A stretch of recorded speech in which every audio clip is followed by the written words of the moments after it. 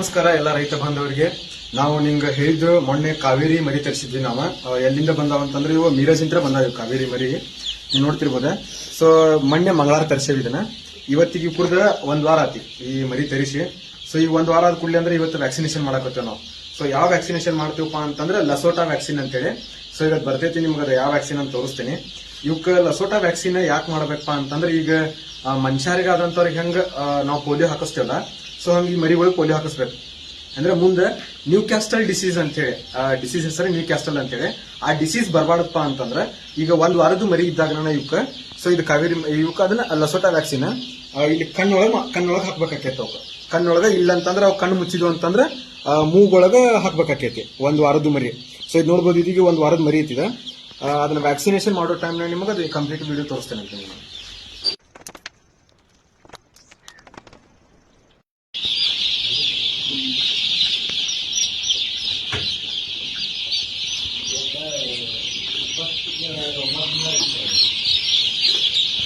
What?